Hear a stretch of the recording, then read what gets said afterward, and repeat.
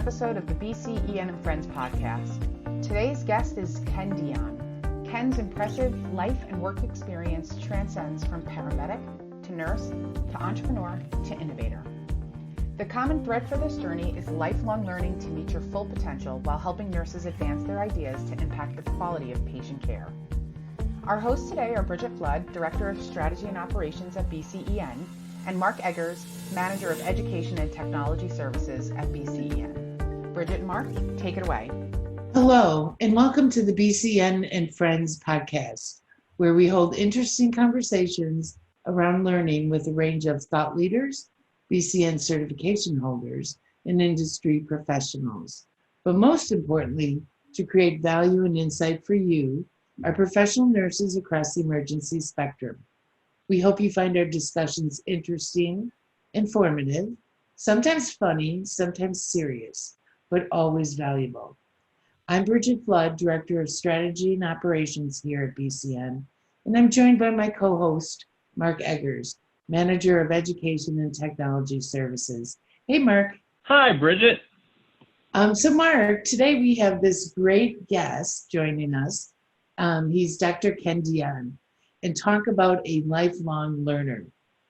Ken has this amazing 40-year career path in the healthcare industry, starting out as an emergency nurse and now currently the Assistant Dean for Business Innovation and Strategic Relationships at Johns Hopkins, and also President-elect of Sigma. As a nurse, entrepreneur, inventor, and scholar, Ken brings non-traditional but highly value-added expertise to identifying and advancing business opportunities within nursing, locally, nationally, and internationally. In 1999, Dr. Dion founded Decisions Critical Inc., a cloud-based startup information systems company to meet the education, compliance, and competency development needs of healthcare organizations. He was awarded a patent for Critical Portfolio, a first of its kind application, and Critical Staffer, a reverse staffing system. In 2012, his company was acquired by HealthStream, where Ken served as Vice President and Chief of Nursing Informatics. Later, he founded TurnPath, a healthcare technology incubator. He is a Virginia Henderson, Billy Brown, and Sigma Fellow. He earned his bachelor's degree in nursing at the University of Central Florida and his MBA, MSN, and doctorate in nursing systems at the University of Texas at Austin. Ken, welcome to BCN and Friends. Thank you, Bridget. Very nice to be here with you and Mark today. So did I miss anything as I introduced you? No, ma'am. I think that was way too long of an introduction. Ken Dion, very proud nurse, usually works very well. You know what? Next time I'm going to check with you. Just kidding. Great introduction. And no, Bridget, you didn't miss anything. Thank you very much for taking the time to go over my pedigree. Yeah. And I think this is exactly where I want to start, which is you just had such an interesting journey from being a nurse in the emergency department to where you're at today at Johns Hopkins. So can you tell us a little bit about that journey itself? I'd be happy to. Actually, it was not planned in any way. And actually, I have to start a little bit before my nursing career. When I was in high school growing up in Miami, I was having my challenges. In some classes, I did very, very well to the point I was almost bored. And in other classes, I struggled. I actually wound up dropping out of high school, getting my GED, and at 16 years old, going away from Miami, the big city of Miami, to a tiny school in North Carolina to start my undergraduate studies at 16 years old. It was a little bit overwhelming and a big culture shock. I actually wound up dropping out again and heading back to Miami, maturing a couple years, and then heading off to Gainesville, Florida, where I actually attained my paramedic certificate first. And so I worked as a firefighter paramedic for a number of years and realized that I wasn't living to my full potential. I loved healthcare. I loved helping people. I did love the fire service, but I knew that there was more that I could do with the skills that I have. So as crazy as it sounded to my peers at the fire department, because that's a very coveted job. I mean, 1 day on, 2 days off, great benefits, great retirement. They thought I was nuts when I quit the fire department and went back to school to pursue my nursing career at the University of Central Florida. But I was really, really passionate about patient care. So I went to UCF and started working on my nursing degree. And as so often does, a door opened. Somebody came to me and said, Ken, you should get involved with the Student Nurses Association. And I had no idea what that was, but I said, okay, sounds great. I will save that story for another day, but wound up, because of that door opening, getting very involved with the Student Nurses Association. Wound up filling the role of secretary treasurer at the national level, and that's a very long and interesting story we'll save for another time. But through that experience, got exposed to business a little bit as well. And one of my mentors at that time said, Ken, when you go back to get your graduate degree, and you notice I said when, not if, that mentor said to me, you should pursue a joint MSM-MBA. And so I did that at a point in time. And actually my goal was to be the best director of an emergency room there ever was. That was the reason I wanted my MBA. I wanted to understand the business side as well as the nursing side so that I could be a great nursing leader in the emergency department I eventually would land in. And it was wonderful, great education doing that program at Texas. But during that period of time, I was exposed to both consulting and entrepreneurship. So upon graduation, rather than going into the emergency room, I wound up actually going to work for an information systems consulting firm. And this was the late 1990s, mid to late 90s, when organizations were just starting to select and implement electronic medical records. Right. So I was able to parlay my nursing skills and my background to help these organizations improve patient care through delivering EMRs. And it was so funny because people would say to me, well, Ken, let me understand this. You're a nurse with an MBA and you're working in technology. What does that mean? I said, it means I'm trilingual. I talk to the end users about what they need to solve their problems. Then I go to the tech people and talk to them in tech talk about what we're going to go build. And then I go to the CFO and explain to him in the language of accounting as to how he's going to get his return on investment on this product that we're going to implement. So that's how I used that degree. And I learned a lot while I was in the consulting field. And I realized that I still needed more education. So I thought it would be a great idea to both start my PhD and start a company at the same time. One of the things that consulting does to you, for you rather, if you have the opportunity to be a consultant, is you get exposed to a lot of different opportunities. And in the course of that, I realized that there was a gap in the marketplace.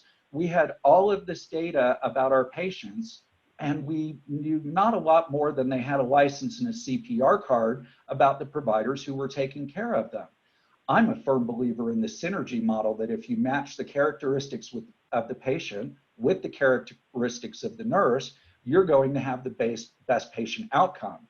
So with that belief, I realized we really needed that data about our providers, and that's what caused me to launch Decision Critical. So I ran that company while getting my PhD. They both took over 10 years to finish.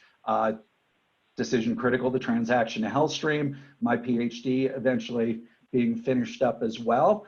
And after the transaction, was taking a little bit of time to get a little bit of life back, if you will, because running a startup takes about 20 to 24 hours or 28 hours a day.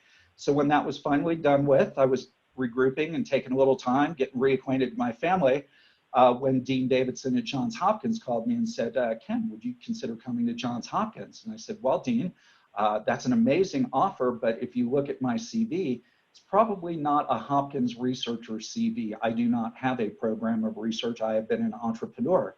And she said, that's exactly the reason that we want you to come to Johns Hopkins. Nurses are innovators. They have all the great ideas. And so often those ideas are co-opted, for lack of a better word, by people who will take them to market who have the business skills. So one of my passion, coming to the end of this long story, is about helping nurses advance their ideas to impact the quality of patient care that we're delivering in the United States. And so that's why I went to Hopkins, to deliver on a promise that I made both to myself and to one person in the world who challenged me when I went to get my PhD. And they said, Ken, you've got 2 terminal degrees. Why are you taking up a valuable seat in my class? And I said, because one day this PhD is going to give me the opportunity to give back to a profession that's been very, very good to me. And that's why I went to Hopkins. That's really fascinating. And I want to stay there for a little bit because I think I have a 2-part question here, which is, it appears when I first started learning about you and now talking with you that, education came very easily to you because you have just this long list of degrees. And sharing that point about your high school, and it took a couple attempts, right, to kind of get that down. I kind of think of our nurses who are either studying for their first certification exam or they're trying to get their CEs to maintain their certifications while juggling all these other things in their life.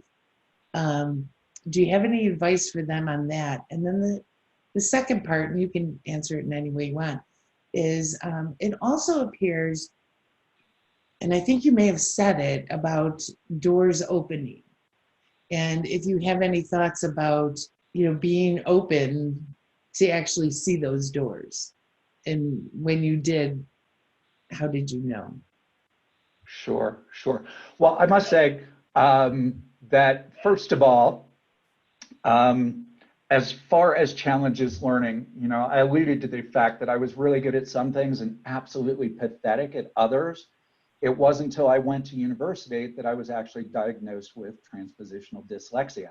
And so that was part of my challenge in learning, and nobody had picked up on that. And I can even go back to my childhood and recognize the first time that I knew that something wasn't right. That's another story for another day.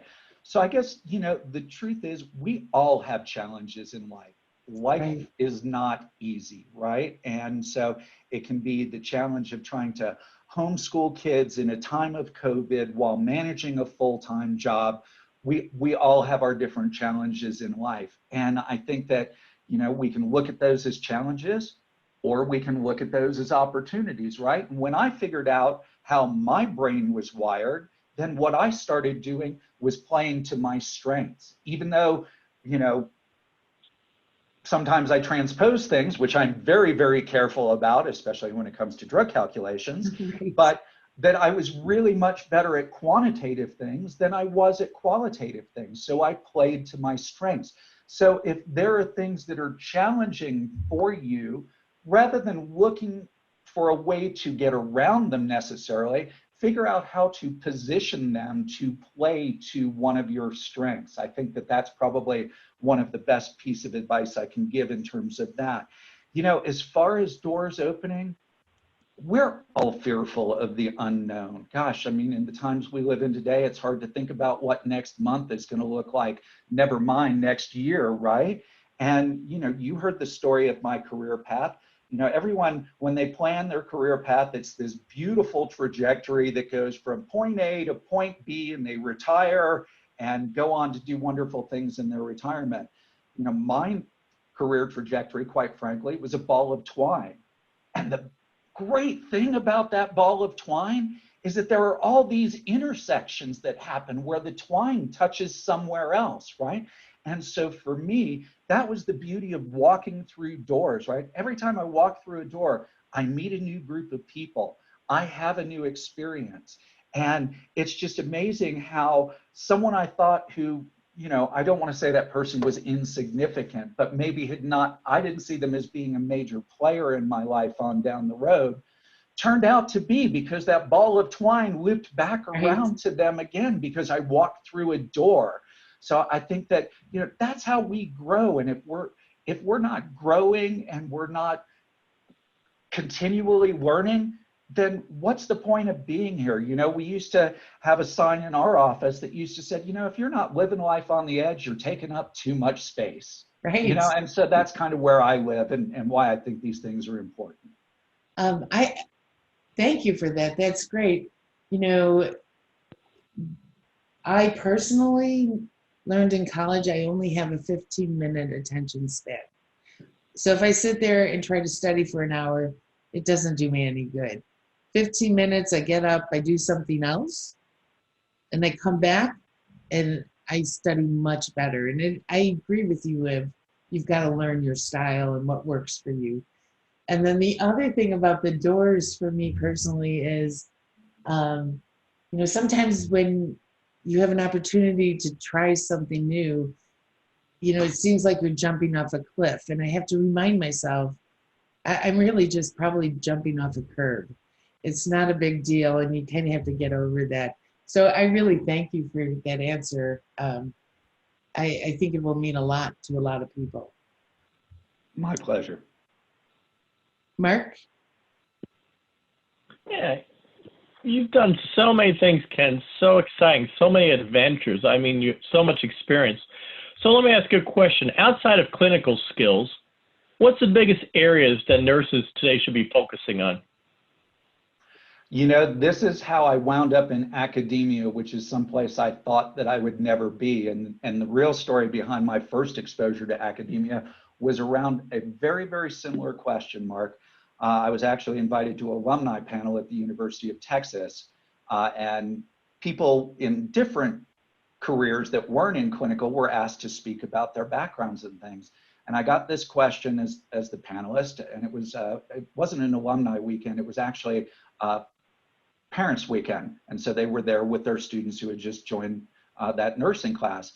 And I said to them, if your students have one free elective, you should send them over to the business school to take a business survey class, because they're going to go possibly from making a babysitter salary to $60,000, $70,000 a year. And yet we haven't put the tools in their toolkit to how to manage their money, right? And so I know in the United States, we hate to talk about healthcare as a business, but quite frankly, it is one of the largest businesses in the United States and industries, right? So I think the one piece of advice I can give folks, if they want to expand their learning outside of clinical, I would look at opportunities to learn a little bit more about business, because as you advance throughout your healthcare career, there are going to be opportunities for you to have input, right? And this again is one of my passions. How often as nurses do we get stuck working with some sorry product? And it's because the people who invented the product didn't engage the nurses in the conversation to build the product. So nurses have to be at the table to have the conversation. And you know what? Don't wait to be invited to the table. Bring a chair and sit yourself down at the table. Add your input. But I can tell you one thing, a CFO or a business person is never going to learn the language of nursing. They're not going to understand about patient outcomes, right? They're not going to understand healthcare disparities, but they are going to understand the language of business, which is finance. So I would encourage anyone who wants to influence healthcare in this country or globally to learn to speak the language of business.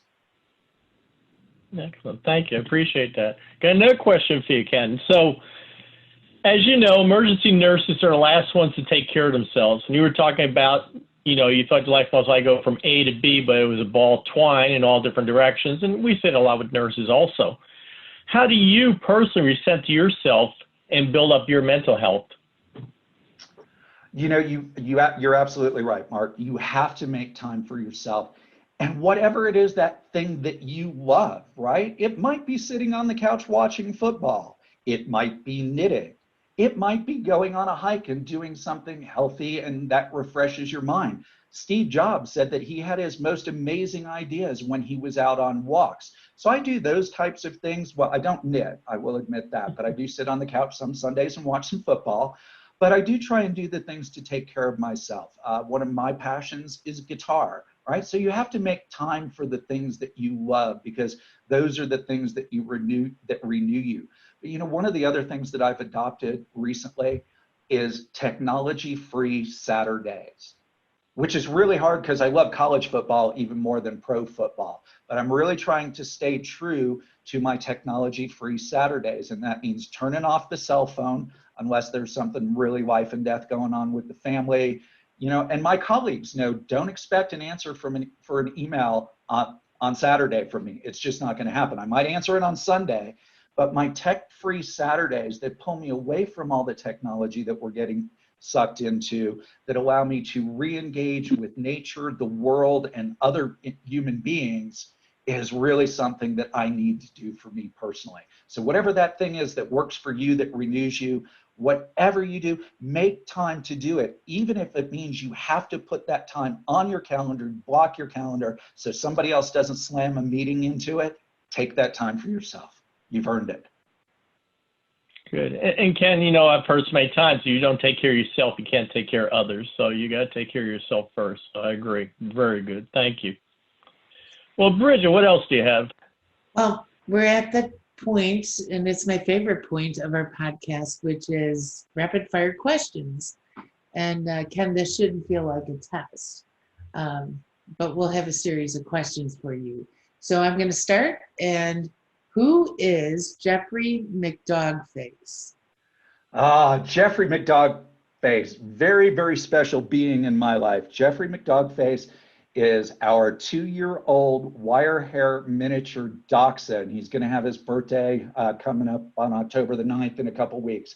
Jeffrey is on Instagram. You can follow him at Jeffrey McDogface. And he's got some really cute videos and pictures. So if you need something to brighten your day, Jeffrey McDogface is Jogface is a good place to go. I'm gonna follow him. So second rapid fire question, what would you be doing if you weren't doing what you're doing now?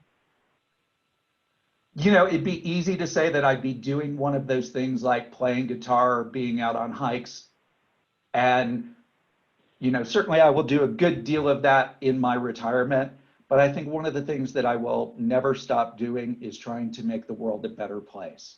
That's why I chose nursing as a profession, because nurses are all about making the world a better place.